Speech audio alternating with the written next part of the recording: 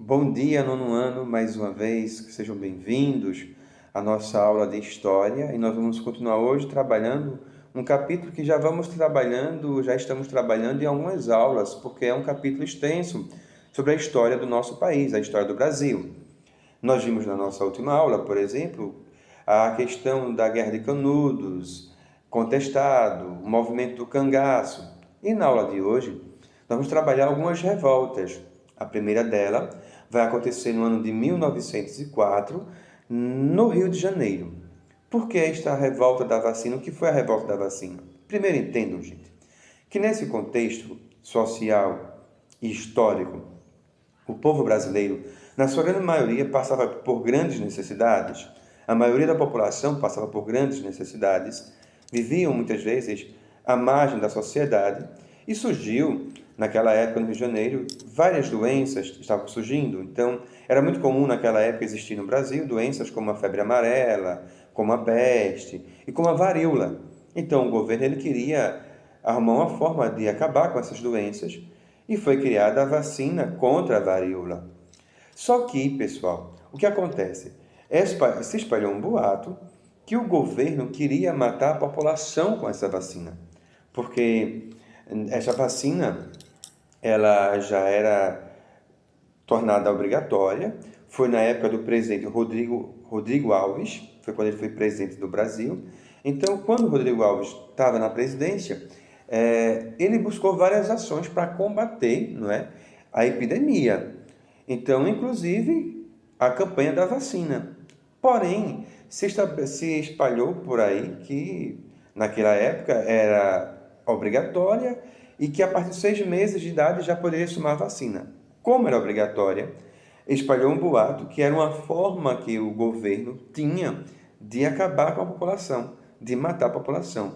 Então, durante uma semana, populosos, revoltosos, eles lutaram contra a polícia militar e nessa luta contra os militares, eles acabaram sendo derrotados.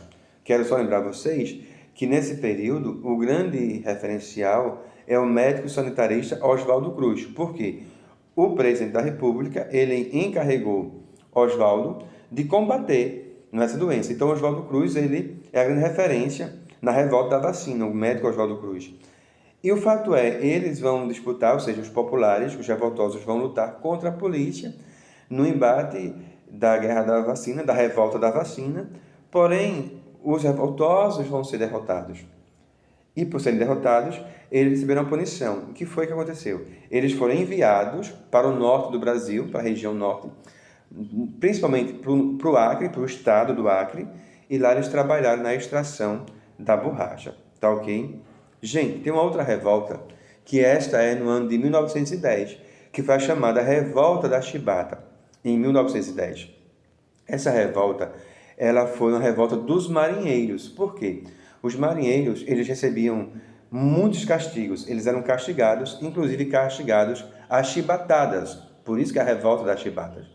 Então, os maus tratos eram frequentes, as chibatadas eram frequentes, e daí eles tinham uma jornada de trabalho muito alta, trabalhavam demais, salários baixíssimos, então eles estavam cansados dessa vida. Eles foram liderados por João Cândido. João Cândido é o grande referencial, ele era a referência, ele liderou essa revolta, e eles enfrentavam na época o governo porque eles recebiam chibatadas. Pois bem, o presidente na época, Hermes da Fonseca, que era quem estava no comando do Brasil, e Hermes da Fonseca ele vai reagir e alguns marinheiros vão ser refugiados, não é? Na chamada Ilha das Cobras. Os marinheiros foram refugiados, esses marinheiros eles foram atacados, eles foram massacrados pelas tropas federais. E depois, aqueles que sobreviveram, eles também foram enviados para o norte do Brasil, para trabalhar onde? No seringal, trabalhar na borracha. Só que, diferente dos revoltosos da vacina que foram para o Acre, os revoltosos da chibata, eles foram enviados para a Amazônia, tá certo? Pois bem, gente, nesse contexto social todo da história do Brasil, vão surgir as classes operárias. que essas classes vão surgir dos trabalhadores que foram trabalhar nas indústrias, que tinham condições de salários baixíssimas, baixos salários, trabalhos excessivos. Então, eles começaram a se organizar para lutar pelos seus direitos. Então, vão surgir as organizações, e a partir daí, essas organizações dos trabalhadores vão criar os chamados sindicatos. Esses sindicatos, eles vão reivindicar os direitos dos trabalhadores, que era desde o direito de pôr fim ao trabalho infantil, a melhores salários, ao descanso semanal, a se fosse demitido sem justa causa, eles deveriam receber uma multa. Então, todos esses contextos, eles vão acontecendo ainda no Brasil, nesse momento, né, da história, onde vários movimentos e várias revoltas foram acontecendo, tá bem? Gente, eu vou fazer um outro vídeo para vocês, continuando explicando a vocês sobre esse processo da história do Brasil, tá bom? Só um momento.